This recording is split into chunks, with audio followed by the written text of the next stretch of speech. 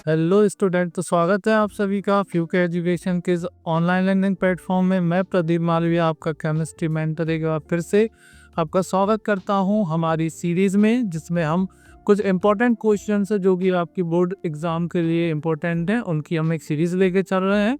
इस सीरीज़ में हमने जो प्रीवियस चैप्टर हैं उनके MCQ, शॉर्ट आंसर और लॉन्ग आंसर सभी टाइप के क्वेश्चन डिस्कशन कर लिए हैं। पर आज के इस लेक्चर में हम डिस्कशन करने जा रहे हैं हमारे जो चैप्टर 3 है केमिकल काइनेटिक्स, उसके कुछ न्यूमेरिकल इंपॉर्टेंट क्वेश्चन, और इसमें कुछ डेरिवेशंस भी आपके रहेंगे, जिनमें जो कि डेरिवेशन कभी बोर्ड एग्जाम्स में प्रूव करने के लिए पूछ लेते हैं, तो हम उनका भी इसमें हम देखेंगे कि भाई हमको कैसे ड्राइव करते हैं, और उनसे रिलेटेड कुछ इंपॉर्टेंट क्वेश्चन देखेंगे जो कि कंटिन्यूसली आपकी जो बोर्ड एग्जाम है उनमें पूछे जाते हैं। ठीक है, तो चलिए हम स्टार्ट करते हैं आज का हमारा सेशन। तो फर्स्ट क्वेश्चन देखते हैं इसका। ये फर्स्ट क्वेश्चन क्या है, the conversion of molecules x to y follow second order kinetics. ठीक है, जो x से y कन्वर्जन है वो क्या फॉलो कर रहा है भाई, आपका सेकंड ऑर्डर काइनेटिक्स को फॉलो कर रहा है। और अगर हम x की कंसंट्रेशन को 3 टाइम इंक्रीज कर दें तो ये कैसे अफेक्ट करेगा rate of formation. Rate of formation of bond मतलब रेट ऑफ रिएक्शन, क्योंकि रेट ऑफ रिएक्शन ये प्रोडक्ट है तो इसका फॉर्मेशन ही होगा। ठीक है, और रिएक्टेंट रहता है तो हमारा उसका क्या होता है, डिफॉर्मेशन होता है। ठीक है, तो अगर हम बात करते हैं किसकी, सबसे पहले इसका क्वेश्चन को देखते हैं। क्वेश्चन क्या कह रहा है हमसे,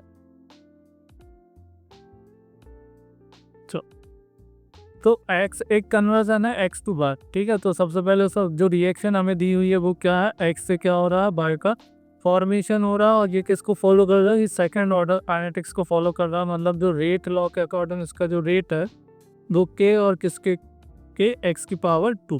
ठीक है, क्योंकि सेकंड ऑर्डर काइनेटिक्स को फॉलो कर रहा है तो एक्स स्क्वायर आपका होगा। अभी कह रहे हैं कि अगर हम मान लेते हैं, अब ये जो रेट है आपका किसका, के एक्स स्क्वायर। ठीक, अब ये क्वेश्चन हमसे कह रहा है कि अगर के की कंसंट्रेशन हम 3 टाइम्स इंक्रीज कर दें। ठीक है, के की कंसंट्रेशन कितना इंक्रीज कर दें, हम 3 टाइम इंक्रीज कर दें, मतलब जो एक्स की जो कंसंट्रेशन है वो कितनी कर दें, हम 3x कर दें।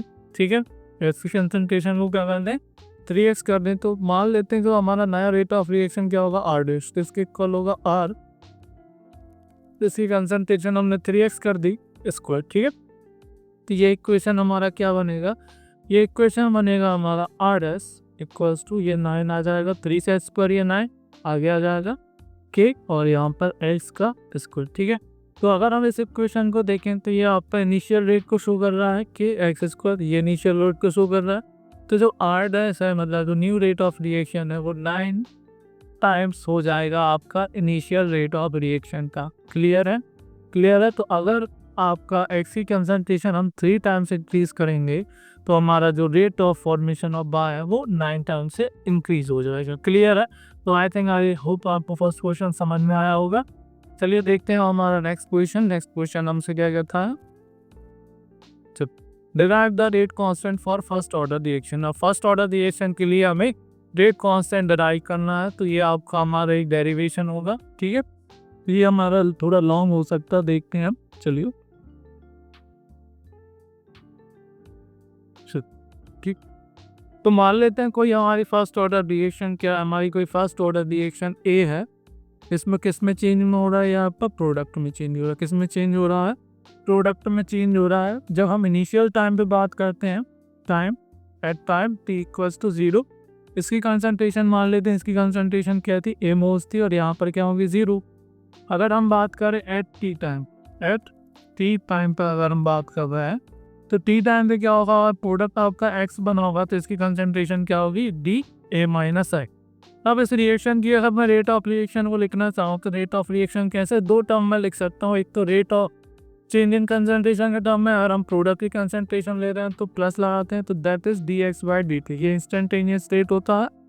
ये किसके इक्वल होगा, आपका के ए माइनस एक्स। ठीक है, क्योंकि के रेट कांस्टेंट मल्टीप्लाई यहाँ पर रिएक्टेंट की कंसंट्रेशन लेते हैं, that is a minus X. ठीक है, तो हमारा जो इक्वेशन बना है, हमारा इक्वेशन क्या हुआ है, हमारा इक्वेशन हुआ है कि जो रेट आपका किसके इक्वल है, रेट इक्वल है आपका के कंसंट्रेशन ऑफ ए होगा, क्योंकि ये फर्स्ट ऑर्डर रिएक्शन है। आपका रेट क्या है इसकी रिएक्शन कब, कि D X by D T N equals to K, इसकी रिएक्शन क्या है, ए माइनस एक्स। ठीक है, क्लियर है, क्योंकि ये इंस्टेंटेनियस रेट बता रहे इंस्टेंटेनियस रेट मतलब किसी एक सिंगल स्टेप पर, ठीक है, एक पर्टिकुलर पीरियड ऑफ टाइम का। तो इस टर्म को हम यहाँ लेते हैं और ये हो जाएगा आपका के बी टी, ठीक है।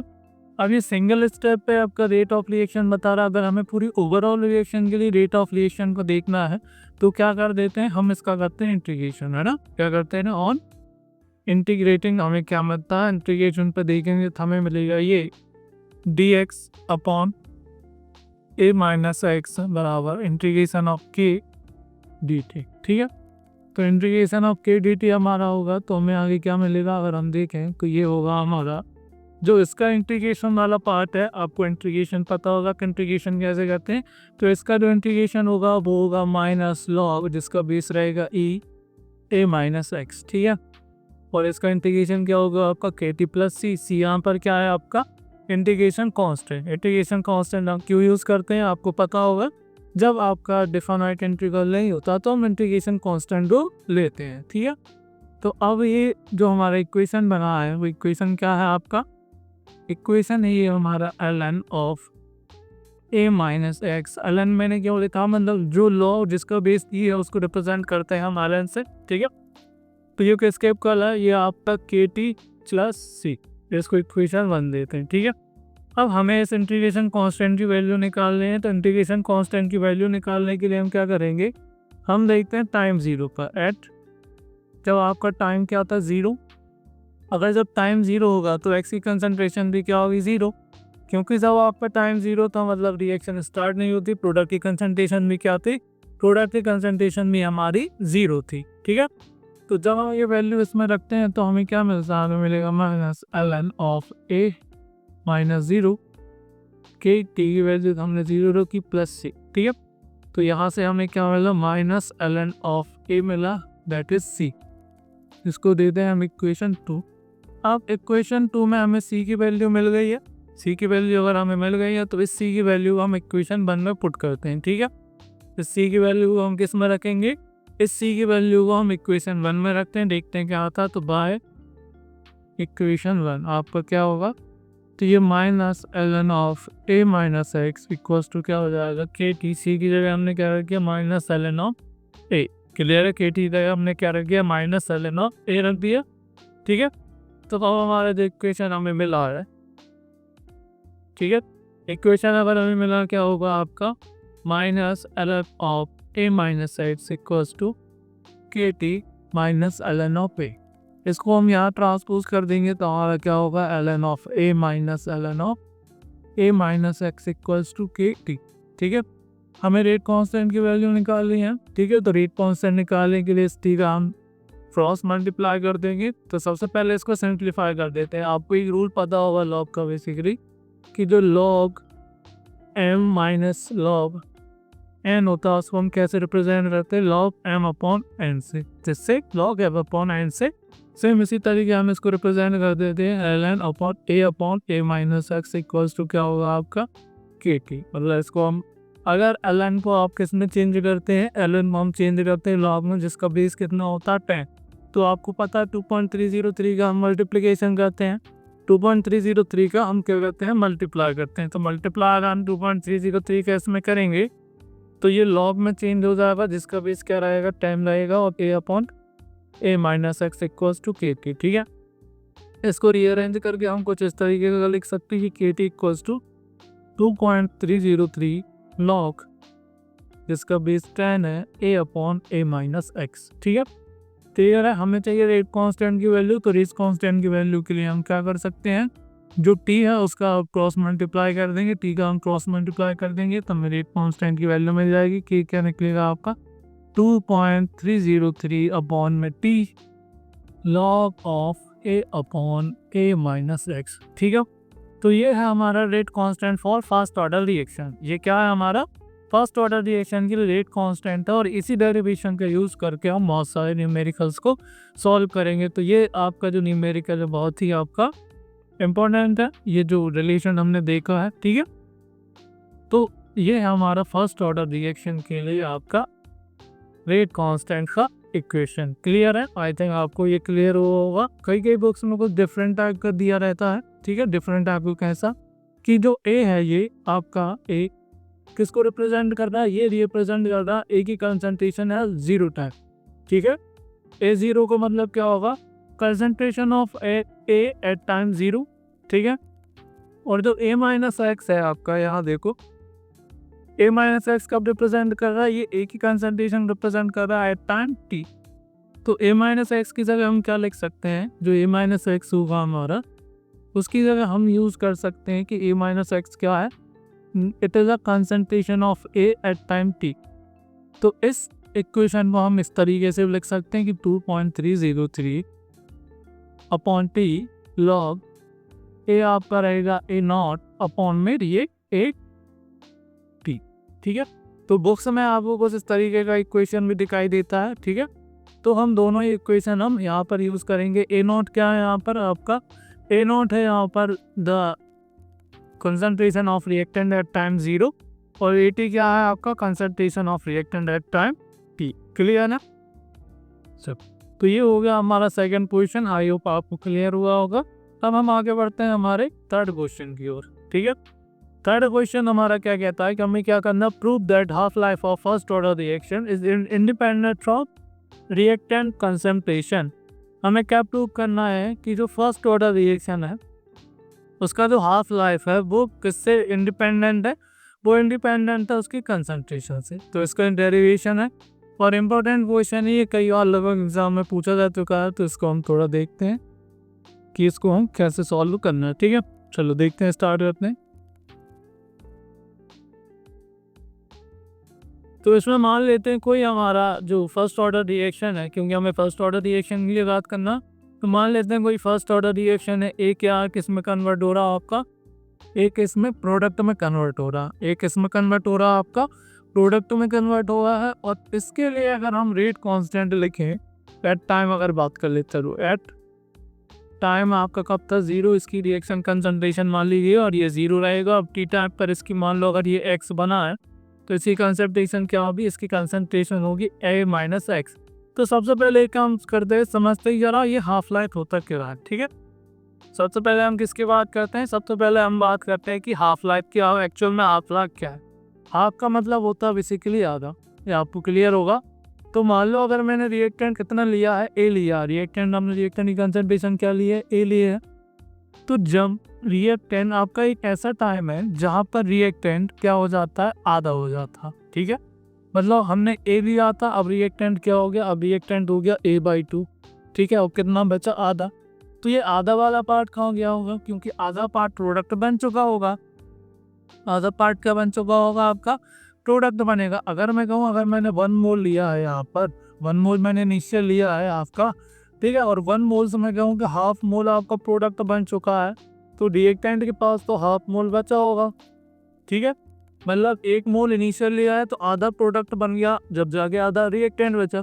तो यही आपका हाफ लाइफिंग में ऐसा टाइम जिस पर जो रिएक्टेंट की इनिशियल कंसंट्रेशन है, रिएक्टेंट की जो कंसंट्रेशन उसकी इनिशियल कंसंट्रेशन की क्या हो जाए, आधी हो जाए, ठीक है।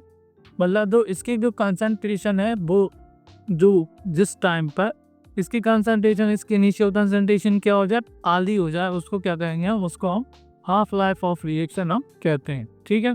तो अगर इसी रिएक्शन के लिए देखो, अगर मैं रेट कांस्टेंट लिखूं, जो कि हमने प्रीवियस क्वेश्चन में ही अभी अपन ने ड्राइव किया है, तो फर्स्ट ऑर्डर रिएक्शन के लिए तो रेट कांस्टेंट क्या होता है आपका, K equals to 2.303 log A upon A minus X, ठीक है। तो ये इस रिएक्शन के लिए रेट कांस्टेंट क्या होगा, K equals to 2.303 upon T log A upon A minus X, ठीक है, log A upon A minus x.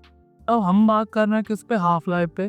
तो अगर हम बात करें at half life, at half life period का अगर अपन बात करें, तो जो A है, जो आपका जो X है, X क्या है, अमाउंट ऑफ प्रोडक्ट, ये कितना होगा, ये आधा होगा, A/2 स्क्वायर होगा। क्यों होगा, क्योंकि आपका हाफ लाइफ पीरियड पर अगर आधा प्रोडक्ट बनेगा तो ये क्या बचेगा, रिएक्टेंट भी आपका आधा बचेगा। मतलब रिएक्टेंट की कंसंट्रेशन क्या हो गई, आधी, और आधा आपका प्रोडक्ट बन चुका है। तो जो X होगा वो किसके इक्वल होगा बेटा, A/2, मतलब ये रिएक्टेंट का आधा ये बन चुका है, ठीक है। तो X की वैल्यू हम यहाँ रखते हैं, तो X की वैल्यू हम अगर यहाँ पर रखेंगे तो हमारा क्या निकलेगा आंसर, देखते हैं। तो k इक्वल्स टू आपका क्या आया 2.303 अपॉन। अब t को कैसे रिप्रेजेंट करेंगे, t को हम रिप्रेजेंट करेंगे t हाफ से, ठीक है, क्योंकि ये शुगर रहा हमारा हाफ लाइन, तो ये log a upon a minus a by 2, ठीक है, ये upon a minus a by 2। तो जब इस इक्वेशन को आप सिंप्लीफाई करेंगे तो हमें क्या मिलेगा 2.303 upon t half, t half log, यहाँ हमें क्या मिलेगा कि 1 में से अगर अपन हाफ माइनस करेंगे तो आपको पता हाफ आपका रिमेनिंग रहेगा, रिमेनिंग कितना रहेगा हाफ रहेगा, ठीक है, रिमेनिंग कितना रहेगा हाफ। तो k इक्वल्स टू क्या मिलेगा 2.303 अपॉन t हाफ लॉग। अगर सिंप्लीफाई करेंगे तो ये हो जाएगा 2a अपॉन में a से यहाँ पर कैंसिल होगा, यहाँ पर log 2 बचेगा, और log 2 की वैल्यू कितनी होती है आपको पता 0.3010, log 2 की वैल्यू होती है हमारी, तो k हो जाएगा आपका 2.303 और log 2 की वैल्यू कितनी होगी 0.3010, और अपॉन में क्या हो गया आपका t हाफ, ठीक है, t हाफ आ गया। हमें क्या निकालना, हाफ लाइफ पीरियड ही निकालना है। तो हाफ लाइफ पीरियड निकालने के लिए हम क्या करेंगे, जो t हाफ आपका किसके इक्वल होगा आपका 2.303 मल्टीप्लाई 0.3010 अपॉन में आपका आएगा रेट कांस्टेंट k, और जब हम इसका मल्टीप्लाई करते हैं तो हमें मिलता है 0.693 अपॉन k, ठीक है, हमें क्या मिलेगा 0.693 अपॉन k, यहाँ पर क्या रेट कांस्टेंट।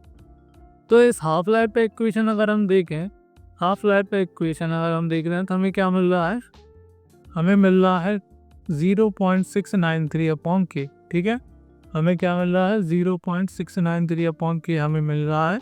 तो इस रिएक्शन अगर हम ये देखना है इक्वेशन, तो इससे हमें ये क्लियर हो रहा है कि यहाँ पर कोई कंसंट्रेशन ना टर्म आपको दिखाई दे रहा है जो t हाफ है फर्स्ट ऑर्डर रिएक्शन के लिए 0.693 अपॉन k है। यहाँ पर कोई रिएक्टेंट कंसंट्रेशन टर्म दिखाई दे रहा है क्या, नहीं दिखाई दे रहा, केवल क्या दिखाई दे रहा है, हमें एक टर्म दिखाई दे रहा है दैट इज रिएक्शन कांस्टेंट, इसके अलावा कोई कंसंट्रेशन टर्म हमारा नहीं है।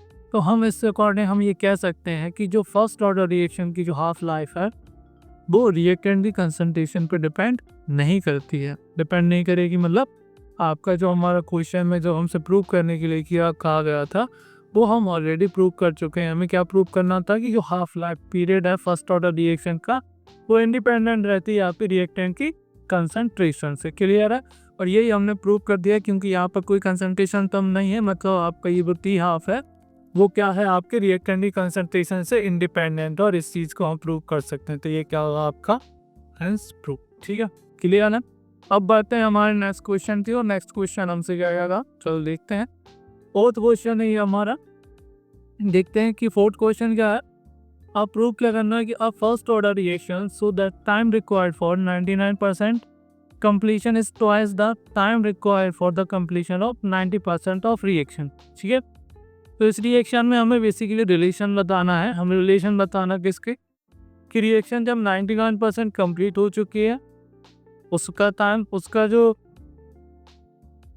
टाइम का जो वो जो टाइम है वो 90% कंप्लीट होने में जो टाइम लगा उसका क्या होगा बेटा डबल होगा, ये हमें प्रूव करना है, ठीक है। तो स्टार्ट करते हैं, हम देखते हैं, ठीक है। मान लेते हैं हमारा कोई जो केमिकल रिएक्शन है, कोई भी एक जाना केमिकल रिएक्शन कंसिडर कर लेते हैं। मान लो कि हमारा बिस्म कन्वर्ट हो रहा है प्रोडक्ट में, और ये कैसी रिएक्शन है आपकी क्वेश्चन में ही कहा गया है, ये हमारी कैसी, ये हमारी फर्स्ट ऑर्डर रिएक्शन है, ये कैसी है हमारी फर्स्ट ऑर्डर रिएक्शन है, ठीक है। तो फर्स्ट ऑर्डर रिएक्शन के लिए हमारा जो रेट कांस्टेंट है वो क्या होता है 2.303 अपॉन में टाइम, अब आपका लॉग ये हो जाएगा a upon a minus X, ठीक है। a क्या है इनिशियल कंसंट्रेशन और x क्या है आपका कितना प्रोडक्ट बन चुका। थोड़ा टर्म समझते हैं हम, ये 99% और ये 90% एक्चुअल में है क्या।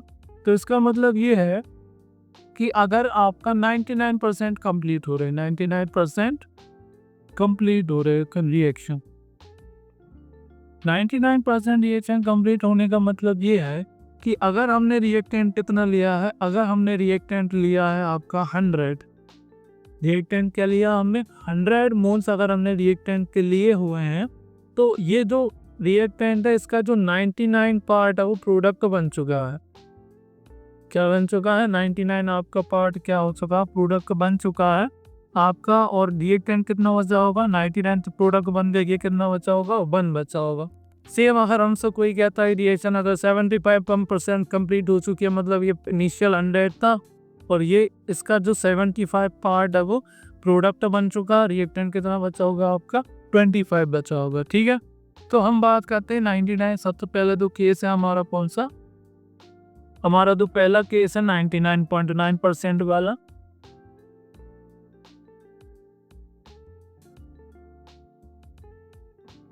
तो उसके लिए देखते हैं, तो 99.9% वाले रिएक्शन के लिए अगर हम केस देखें तो 99.9% वाला रिएक्शन का केस क्या होगा देखो, तो इनिशियल कंसंट्रेशन मान लेते हैं फॉर 99% कंप्लीशन के लिए। हम जो हमारे इनिशियल रिएक्टेंट कंसंट्रेशन मान लो हमने 100 मान ली, तो जो x कितना होगा आपका 99 बन चुका होगा, x कितना होगा आपका 99 बन होगा। तो ये अब k देख लेते हैं 2.303, टाइम कितना होगा जो कि 99% कंप्लीशन में लग रहा है आपका। लॉग a क्या है आपका 100, a माइनस मतलब 100 माइनस 99, ठीक है 100 माइनस 99 आपका 1 होगा। हमें निकालने हैं टाइम की जो कि 99%, t 99% इक्वल होगा आपका किसके, t 99% किसके इक्वल होगा आपके यहाँ का 2.303 अपॉन के लॉग यहाँ पर रहेगा आपका 100। इसको इक्वेशन 1 नाम देते हैं, इसको क्या देते हैं हम, इसका इक्वेशन 1 नाम देंगे। ठीक है, अब हम बात कर लेते हैं 90% कंप्लीशन के लिए। ठीक है, तो अगर हम बात करते हैं 90% कंप्लीशन के लिए, तो 90% कंप्लीशन के लिए क्या होगा कि a आपका 100 होगा, ठीक है, और x क्या होगा, मतलब ये 90% आपका कंप्लीट ऑलरेडी हो चुका है। ठीक है, तो इसके लिए अगर अपन फर्स्ट ऑर्डर रिएक्शन का कांस्टेंट देखें तो k की वैल्यू क्यों सेम रहेगी, क्योंकि रिएक्शन आपकी एक ही है। क्लियर है, और ये टाइम कितना होगा 90% कंप्लीशन में, तो ये हो जाएगा लॉग 100 अपॉन 100 माइनस 90। ठीक है, तो यहाँ से हमारा जो t 90% है वो क्या निकलेगा आपका 2.303 अपॉन के लॉग 100 अपॉन 10, ये आपसे 10 कटेगा तो ये बचेगा आपका लॉग। तो यहाँ पर जो t 90% है वो किसके इक्वल आया आपका 2.303 अपॉन के लॉग 10। ठीक है, लॉग आपका क्या आया आपका 10 आया, इसको देते हैं हम इक्वेशन नंबर, इसको दिया जाता है इक्वेशन नंबर 2। अब इक्वेशन 1 और इक्वेशन 2 है उसको हम डिवाइड करते हैं। इक्वेशन 1 क्या था हमारा ये, और इक्वेशन 2 उनको दोनों को डिवाइड करेंगे, तो दोनों को डिवाइड करने में क्या आएगा हमारा t 99% अपॉन t 90% किसके इक्वल होगा आपका k, अब सॉरी 2.303 अपॉन k होगा, है ये होगा आपका 2.303 अपॉन k लॉग, यहाँ पर कितना होगा आपका 100 मतलब 10 की पावर 2, यहाँ पर क्या होगा 2.303 अपॉन के, ये होगा आपका 2.303 के अपॉन लॉग में ये वैल्यू कितनी आई थी हमारी लॉग 1090। ठीक है, तो 2.303 से 2.303 हमारा कैंसिल हो जाएगा, तो जो t 99% है आपको किसके इक्वल होगा अपॉन t 90%, ये इक्वल होगा लॉग 10 की पावर 2 है। आपको पता है पावर जो लॉग में जो पावर रहती है वो बाहर आ जाती, तो ये हो जाएगा आपका 2 log 10 और यहाँ पर ये हो जाएगा आपका log 10, तो log 10 से log 10 आपका कैंसिल होगा। तो जो t 99% है क्रॉस मल्टीप्लाई करेंगे ये डबल ओवर t 90% की, और यही रिलेशन हमें क्या करना था, यही रिलेशन हमें प्रूव करना था कि जो 99% रिएक्शन कंप्लीशन में जो टाइम लग रहा है वो डबल है किसका 90% कंप्लीट होने में जो टाइम लग रहा उसके। तो ये रिलेशन हमने ऑलरेडी प्रूव कर चुके हैं। आई थिंक आई होप आपको ये समझ में आया होगा कि ये जो रिएक्शन है वो क्या है। तो चलिए बढ़ते हैं हमारे नेक्स्ट क्वेश्चन की ओर। तो चलिए हम स्टार्ट करते हैं हमारा next question, question number 5। Question number 5 हमसे क्या कह रहा है कि so that time required for completing 99.9% of first order reaction is 10 times of its half life. Clear है, तो हम बात करते हैं, कोई मान लेते हैं सपोज हमारी कोई फर्स्ट ऑर्डर रिएक्शन है जिसमें एक इसमें चेंज हो रहा है, इसके प्रोडक्ट फॉर्मेशन हो रहा है। तो इनिशियल कंसंट्रेशन हमने मान लिया कि इसका 100 है, इनिशियल कंसंट्रेशन क्या 100 मोल पर लीटर है। तो जब हम टाइम बता जब 99.9% कंप्लीट हुआ, टाइम एट जब आपकी रिएक्शन क्या 99.9% कंप्लीट है, इसका मतलब क्या है, आपका 99.9 आपका प्रोडक्ट बन चुका है और रिएक्टेंट कितना बचेगा आपका 100 माइनस 99.9, ठीक है। 100 माइनस 99.9 आपका ये प्रोडक्ट आपका बचा होगा। तो यहाँ पर ये कितना वैल्यू आएगा, अगर हम इस वैल्यू को करेंगे तो ये आएगा आपका 1, ये मिस हो गई एक मिनट, तो ये आएगा आपका 99.9। इसको हम इक्वेशन में पुट करेंगे, ठीक है। तो फर्स्ट ऑर्डर रिएक्शन है, जैसा कि क्वेश्चन में कहा गया है, ये कौन सी रिएक्शन है, ये आपकी फर्स्ट ऑर्डर रिएक्शन है। तो फर्स्ट ऑर्डर रिएक्शन के लिए रेट कांस्टेंट हम अप्लाई करेंगे, के किसको को होता है 2.303 upon time log A upon A minus x. ए अपन ने क्या लिया 100 लिया है और ये क्या लिया आपने 99.9, यहाँ पर 9 होगा, ठीक है। 99.9 लिया हमने एक्स, ठीक है। तो अब देखते हैं इसकी वैल्यूज पुट करते हैं। जब हम वैल्यूज पुट करेंगे तो हमें क्या मिलेगा कि जो के है वो इसके इक्वल होगा आपका, देखो 2.303 टाइम कंप्लीशन कितना 99.9% होने में, ये क्या होगा आपका लॉग ये कितना आपका 100 और ये रहेगा 100 माइनस, ये रहेगा 100 माइनस 99.9, ठीक है। 100 माइनस क्या रहेगा आपका 99.9 रहेगा, क्लियर है। चलो सो 100 माइनस 99.9 रहेगा। तो अगर हम इसमें आगे देखें तो जो टी 99.9% तो वो क्या होगा आपका 2.303 अपॉन के लॉग 100 और यहाँ पर ये आपका जब माइनस करेंगे ये 0.1 आएगा और 0.1 को मैं 1/10 अपन लिख सकते हैं। 0.1 को क्या लिखा जा सकता है 0.1 को 1/10 लिखा जा सकता है। तो 0.1 को मैं लिख रहा हूँ 1/10 और ये जब 10 सिंप्लीफाई करेंगे तो ऊपर जाएगा। तो यहाँ पर देखो टी 99.9% क्या होगा 2.303 अपॉन के, यहाँ पर क्या आ जाएगा लॉग ये 10 की पावर 2 ऑलरेडी था, मल्टीप्लाई में 10 आ गया तो 10 की पावर 3 हो जाएगा। तो टी 99.9% किसका इक्वल होगा 2.303 अपॉन के लॉग 10 की पावर ये आ गया 3। इसको इक्वेशन 1 देते हैं। और हमें पता है जो half life period of first order reaction होता है, half life period of first order reaction क्या होगा, half life period of first order reaction होता है, आपको पता होगा कि जो टी हाफ है, टी हाफ इसके इक्वल होता है आपका 0.693 अपॉन के और इसको 0.693 को हम क्या लिख सकते हैं 2.303 मल्टीप्लाई बाय 0.3010, ठीक है, जो कि हमने अभी प्रूव किया था। डेट इज के इसको मान दे इक्वेशन 2। जब हम इक्वेशन 1 और इक्वेशन 2 को हम डिवाइड करेंगे तो हमें क्या मिलेगा, इक्वेशन 1 क्या था आपका टाइम रिक्वायर्ड फॉर 99.9% किसके इक्वल होगा, ये आपका ये इक्वल होता है आपका 2.303 अपॉन के 2.303 अपॉन के लॉग 10 की पावर 3, किसके पावर 3 लॉग 10 की पावर 3 के इक्वल होगा। और जो टी हाफ है वो किसके इक्वल होगा आपका, ये भी इक्वल होगा आपका 2.303 मल्टीप्लाई 0.3010 अपॉन में के आए, ठीक है। लॉग 10 ये आपका पावर 3 आ गया जाएगा और लॉग 10 की वैल्यू 1 होती है, आपको पता होगा। तो लॉग 10 की वैल्यू 1 है तो लॉग 10 की वैल्यू हम लिख देंगे 1 है, ठीक है। आगे बढ़ते हैं देखते हैं।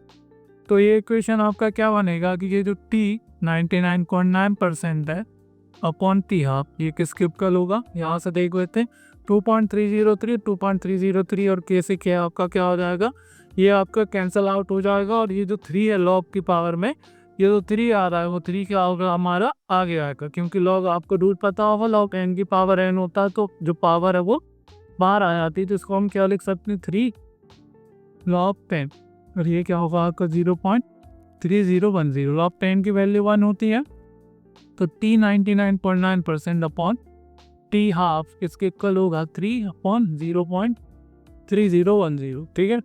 अब हम देखें तो क्या होगा कि जो 0.3 है 0.3010 एक्चुअल में हम इसे क्या कहते हैं, ये क्या 0.3 है, हम अप्रॉक्सिमेट लेते हैं 0.3 है।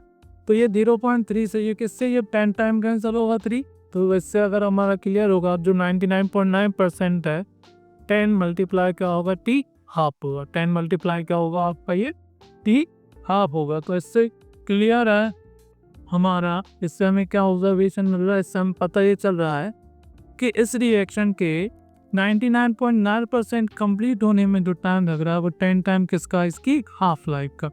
और हमें रिएक्शन में यही हमें प्रूव करना था। तो रिएक्शन में हमें क्या प्रूव करना था कि so that time required for 99% completion for a first order reaction is 10 time of its half life. यही हमें प्रूव करना था और ये हम यहाँ पर हमने प्रूव कर चुके हैं। ठीक है, क्लियर है। तो बढ़ते हैं हमारे नेक्स्ट क्वेश्चन की ओर। नेक्स्ट क्वेश्चन क्या है हमारा? नेक्स्ट क्वेश्चन है हमारा कि ये जो रिएक्शन है वो सेकंड ऑर्डर है विथ रिस्पेक्ट टू रिएक्टेंट। ठीक है, हमारी रिएक्शन क्या है? सेकंड ऑर्डर है रिएक्टेंट के रिस्पेक्ट में। तो क्या होगा अगर हम जो रिएक्टेंट की कंसंट्रेशन है उसको डबल कर देंगे और हाफ कर देंगे। दो केसेस देखने हैं जो सेम है, जो फर्स्ट क्वेश्चन हमने किया था इस सेशन में आए थे उसी की तरह सेम है। हमें क्या करना, बस कंसंट्रेशन को डबल करना और हाफ करना। तो देखते हैं क्या होगा हमारा ये। तो मान लेते हैं हमारा जो रिएक्शन है वो क्या है, एक इसमें कन्वर्ट हो रहा है आपका, एक कन्वर्ट हो रहा प्रोडक्ट में। और अकॉर्डिंग टू क्वेश्चन वो कह रहा है ये कौन सा ऑर्डर काइनेटिक फॉलो कर रहा है, ये सेकंड ऑर्डर काइनेटिक हमारा फॉलो कर रहा है। ठीक है, तो ए की पावर कितनी आ जाएगी आपकी, 2 आ जाएगी। फर्स्ट केस लेते हैं यहाँ पर, केस फर्स्ट लेते हैं जब रिएक्शन क्या कर, जो कंसंट्रेशन हो क्या कर दिया जाता है डबल, मतलब जो एक ही कंसंट्रेशन है उसको क्या कर दिया जाता है, डबल कर दिया जाता है। तो मैं R1 लिख दे रहा हूँ इसको। तो R1 क्या होगा आपका, के एक ही कंसंट्रेशन को हमने डबल किया 2A का स्क्वायर। तो R1 के स्केप कल होगा के, यहाँ से आएगा 4 और ये होगा आपका A स्क्वायर। मतलब अगर हम देखेंगे तो ये आपका R1 इक्वल्स टू होगा 4K का स्क्वायर होगा। ठीक है, 4A का स्क्वायर होगा। तो जो R1 है वो 4 होगा आपका, ये क्या है आपकी initial concentration that is R। तो अगर हम रिएक्टेंट की कंसंट्रेशन को डबल करेंगे तो आपका जो रेट है वो कितना हो जाएगा, आपका 4 टाइम्स से इंक्रीज हो जाएगा। क्लियर। तो ये आ गया हमारा फर्स्ट केस का आंसर। फर्स्ट केस का आंसर क्या है कि जो हमारा जो रेट है वो कितना हो जाएगा आपका, 4 टाइम्स हो जाएगा। सेकंड केस का कर दें, हम इसकी कंसंट्रेशन को हाफ कर रहे हैं। ठीक है, हम क्या कर रहे हैं, इसकी कंसंट्रेशन को हाफ ले रहे हैं। तो केस 2 हमारा क्या रहेगा, केस 2 हमारा ये रहेगा कि अगर के की कंसंट्रेशन को हाफ कर दिया, मतलब ए की कंसंट्रेशन क्या कर दिया, A/2। ठीक है, तो अगर हमारा जो नया रेट है मान लेते हैं वो R2 है, तो क्या होगा ये के, ए की कंसंट्रेशन को कर दिया हमने हाफ, दैट इज पावर 2 आएगा इसका। तो R2 कितना हो जाएगा, ये आएगा 1/4 के ए का स्क्वायर। ठीक है, तो R2 ये क्या है आपका इनिशियल रेट है, तो ये R हो जाएगा। तो इसका मतलब क्या है कि जो हमारा जो रेट है वो इनिशियल रेट का कितना हो जाएगा, 1/4 टाइम हो जाएगा। कितना हो जाएगा आपका इनिशियल रेट का, मतलब जो R2 है वो इनिशियल रेट का कितना होगा, 1/4 टाइम होगा इनिशियल रेट का। क्लियर है, क्लियर है आपको question? I think I hope आपकी क्वेश्चन क्लियर हुआ होगा कि जब हम डबल करेंगे तो रेट ऑफ रिएक्शन कितना हो जाएगा आपका 4 टाइम्स, और हाफ करेंगे तो रेट ऑफ रिएक्शन कितना हो जाएगा आपका 1/4 टाइम। क्लियर है। चलो हम बढ़ते हैं हमारे नेक्स्ट क्वेश्चन की ओर। तो नेक्स्ट क्वेश्चन क्या है, सेम उसी के जैसा है हमारा क्वेश्चन। ये क्या कह रहा है कि भाई जो रिएक्शन है फर्स्ट ऑर्डर ए के रिस्पेक्ट में है और सेकंड ऑर्डर किसके रिस्पेक्ट में है, बी के रिस्पेक्ट में है ना। सेकंड ऑर्डर किसके रिस्पेक्ट में है, बी के ऑर्डर में है। तो देखते हैं जरा क्या होगा। तो पहला हमें ये सॉल्व करना है कि डिफरेंशियल रेट इक्वेशन क्या होगा इसका। ठीक है, सेकेंड है कि जो रेट है वो affected on increasing concentration of B 3 times. अगर हम बी की कंसंट्रेशन को 3 टाइम्स इंक्रीज करेंगे तो क्या होगा, चेंज। और हमने जो फिर थर्ड केस हम क्या है कि जब रेट जो कंसंट्रेशन है ए और बी की दोनों को क्या कर रहे हैं, हम डबल कर रहे हैं। दोनों को क्या कर रहे हैं, हम डबल कर रहे हैं। तो देखते हैं, चलो पहले हम डिफरेंशियल इक्वेशन लिखते हैं। इसका डिफरेंशियल इक्वेशन क्या होगा, तो ये क्वेश्चन में ही हमसे कह रहा है कि जो रेट है कि मान लो कोई रिएक्शन में ए और बी दोनों होंगे। ठीक है, क्योंकि ए और बी दोनों रिएक्टेंट है तो ए और बी दोनों होंगे। और हमसे क्वेश्चन में क्या कह रहा है कि ए के रिस्पेक्ट में फर्स्ट ऑर्डर है, मतलब ए की पावर कितनी है, 1 है, और बी के रिस्पेक्ट में सेकेंड ऑर्डर है, मतलब बी की पावर कितनी होगी, 2 होगी।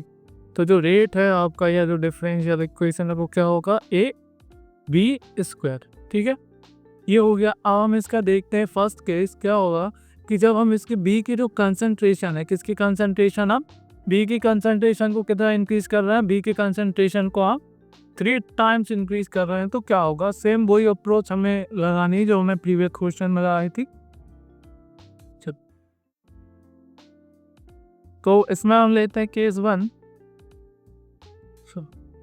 देखते हैं इसमें हमारा क्या होगा। केस 1 होगा जहाँ पर हम बी की कंसंट्रेशन को क्या कर रहे हैं, 3 टाइम्स इंक्रीज कर रहे हैं। बी की कंसंट्रेशन को हम क्या कर रहे हैं, 3 भी कर रहे हैं। तो मान लेते हैं रेट क्या है आपका, R1 है, रेट क्या होगा आपका R1 होगा। तो रेट किसके इक्वल होगा आपका के ए, बी की पावर हमने कह दी 3b का, ये हो गया क्या स्क्वायर होगा। तो ये R1 हो जाएगा आपका के ए, 3 क्या हो जाएगा, ये हो जाएगा आपका 9b स्क्वायर, है ना। ये क्या होगा आपका 9b स्क्वायर, ठीक है। तो जो R1 होगा वो किसके इक्वल होगा, 9 आ गया आएगा के ए और बी स्क्वायर, ठीक है।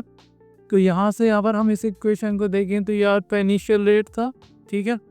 ये क्या था हमारा, ये देखो इनिशियल रेट था। तो जो नया रेट होगा हमारा वो 9 टाइम्स हो जाएगा आपका इनिशियल रेट ऑफ रिएक्शन का। क्लियर है। तो अगर हम बी की कंसंट्रेशन, इस क्वेश्चन में अगर हम बी की कंसंट्रेशन के कितने टाइम इंक्रीज कर रहे हैं, अगर हम 3 टाइम्स इंक्रीज कर रहे हैं, 3 टाइम्स इंक्रीज करेंगे तो रेट ऑफ रिएक्शन आपका कितना इंक्रीज होगा, रेट ऑफ रिएक्शन आपकी 9 टाइम्स इंक्रीज हो जाएगी, ठीक है। अब हम देखते हैं हमारा सेकंड केस। सेकंड केस क्या है हमारा, केस हमारा जो सेकंड है उसमें ये कहा गया है कि जो ए और बी हमारा दोनों रिएक्टेंट है, उनकी रिएक्टेंट जो हमारी कंसंट्रेशन हम दो को डबल करना। मतलब ए की कंसंट्रेशन भी डबल हो जाएगी आपकी 2a और बी की कंसंट्रेशन भी क्या हो जाएगी आपकी यहाँ पर 2b। तो मान लेते हैं हमारा जो रेट ऑफ रिएक्शन है, तो नया रेट ऑफ रिएक्शन क्या होगा, वो R2 होगा, ठीक है। तो R2 होगा तो हमारा इक्वेशन क्या आएगा, ए की कंसंट्रेशन को भी हमने डबल किया और बी की कंसंट्रेशन को भी हमने डबल किया। तो R2 हमारा किसके इक्वल होगा के, ये 2a हो जाएगा आपका, यहाँ पर 2 का स्क्वायर होगा 4, ये आपका b स्क्वायर होगा, ठीक है। तो 4 2 जा कितना होगा आपका, 4 2 जा हमारा 8 होगा, 8 की आपका a और यहाँ पे क्या आएगा आपका b स्क्वायर आएगा, 8 के कितना आएगा आपका b स्क्वायर। तो अगर हम बात करें तो R2 कितना होगा आपका 8 और ये क्या है आपका इनिशियल रेट है तो 8R। तो अगर हम सेकेंड केस के अकॉर्डिंग अगर हम देखें तो अगर हम ए की कंसंट्रेशन को डबल कर रहे हैं और बी की भी कंसंट्रेशन को हम डबल कर रहे हैं तो हमारा जो रेट है वो 8 टाइम से इंक्रीज हो रहा है। कितना इंक्रीज हो रहा है, 8 टाइम से। पर अगर केवल बी की कंसंट्रेशन को ही हम 3 टाइम्स इंक्रीज कर रहे हैं तो आपका रेट ऑफ रिएक्शन कितना हो रहा, 9 टाइम्स आपका इंक्रीज हो रहा। क्लियर है। तो आई होप ये क्वेश्चन आपको समझ में आया होगा। हम बढ़ते हैं हमारे नेक्स्ट क्वेश्चन की ओर। तो इस क्वेश्चन में हमें क्या डिटरमाइन करना है, ये आपका क्वेश्चन है। इस क्वेश्चन में हमें रेट एक्सप्रेशन हमें दिए हुए हैं फॉलोइंग रिएक्शंस के लिए। हमें इनका ऑर्डर ऑफ रिएक्शन देखना और इनका डायमेंशन देखना रेट कांस्टेंट पर। क्लियर। तो ऑर्डर ऑफ रिएक्शन कैसे देखते हैं, हमने पहले सीख चुके हैं कि जो रेट लॉ हमें दिया रहता है, ऑर्डर ऑफ रिएक्शन में जो रेट लॉ हमें दिया रहता है, हमें उसके जो रिएक्टेंट हैं उनकी मोलर कंसंट्रेशन की जो पावर है बस उनको सम करना है, ठीक है। और अगर हमें ऑर्डर ऑफ रिएक्शन पता है तो हम रेट कांस्टेंट की यूनिट भी निकाल सकते हैं, जिसका फॉर्मूला हमने देखा था।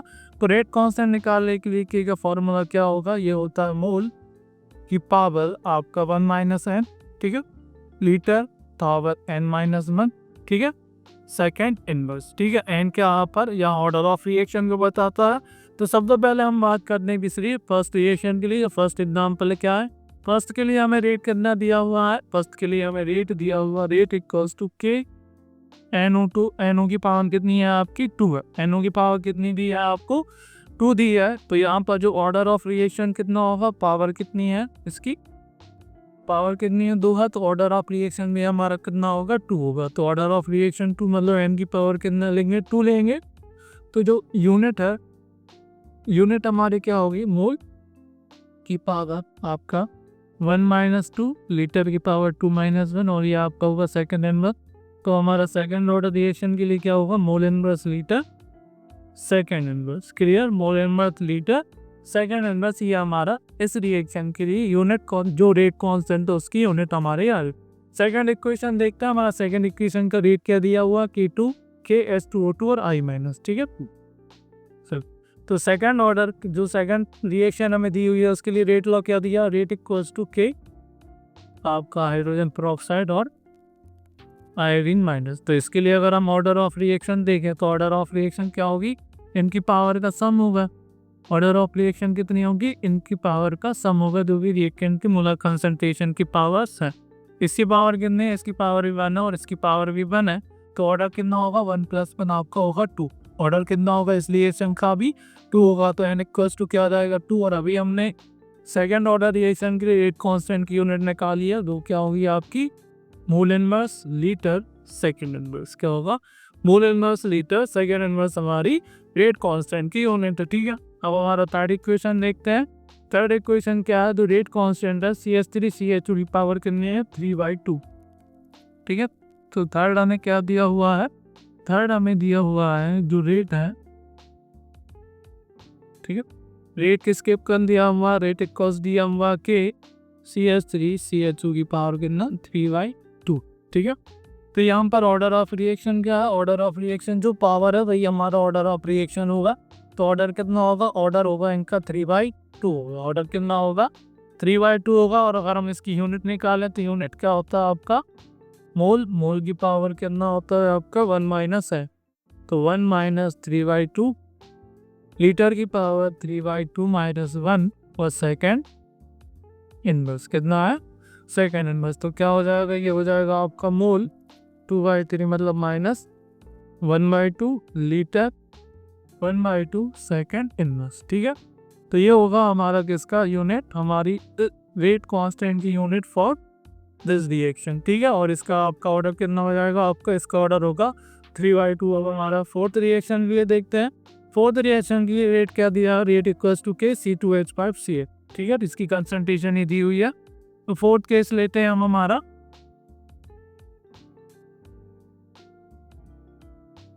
तो फोर्थ केस में अगर हमारा क्या दिया, जो रेट लॉ हमें दिया हुआ, रेट लॉ क्या है, रेट के C2H5Cl की पावर। ठीक है, तो अगर इस रिएक्शन का ऑर्डर हम देखें तो इस रिएक्शन का ऑर्डर कितना होगा, इस रिएक्शन का ऑर्डर कितना होगा, इस पे पावर कितनी है आपकी, इस पे पावर 1 की पावर है। ठीक है, पावर 1 है तो इसका ऑर्डर भी कितना होगा 1 होगा। तो अगर ऑर्डर 1 है तो एच की वैल्यू कितनी होगी 1। और इसके लिए यूनिट अगर हम निकाले तो यूनिट क्या होगा, मोल की पावर 1 - 1 लीटर की पावर 1 - 1 और सेकेंड इनवर्स। ठीक है, तो यूनिट क्या आ जाएगी इसकी रेट कांस्टेंट की, जो यूनिट होगी मोल 0 लीटर 0 और सेकेंड इनवर्स। तो हमारा यूनिट आ जाएगा सेकेंड इनवर्स। यूनिट क्या आ जाएगा आपका सेकेंड इनवर्स। तो फर्स्ट ऑर्डर रिएक्शन के लिए जो रेट कांस्टेंट की यूनिट क्या होती है, सेकेंड इनवर्स होती है। तो ये हमारा सेकेंड इनवर्स, इसका हमारा ये आंसर आ जाएगा। तो चारों रिएक्शन के लिए हमने ऑर्डर ऑफ रिएक्शन देख लिया है। चारों रिएक्शन के लिए हमने ऑर्डर ऑफ रिएक्शन क्या देखा, इसका ऑर्डर ऑफ रिएक्शन 2 होगा, इसका ऑर्डर ऑफ रिएक्शन भी 2 होगा, इसका ऑर्डर ऑफ रिएक्शन 3/2 होगा और इसका ऑर्डर ऑफ रिएक्शन आपका 1 होगा। क्लियर है, तो आई होप आपको ये सारे क्वेश्चन समझ में आए होंगे। अगर आपको ये सेशन हमारा अच्छा लगा हुआ तो वीडियो को लाइक करिए और हमारे चैनल को सब्सक्राइब करिए, क्योंकि इससे ही और आगे के जो चैप्टर्स हैं उनके भी इम्पोर्टेंट जो हमारे MCQ शॉर्ट आंसर और लॉन्ग आंसर क्वेश्चन है वो हम लाते रहेंगे और हमारे इस चैनल के साथ जुड़े रहे। अगर आपको इस वीडियो में कोई भी डाउट आ रहा है, आपका क्वेरी हो, तो हमें कॉन्टैक्ट आप कर सकते हैं और अपना जो भी डाउट है आप कमेंट कर सकते हैं। Thank you everyone.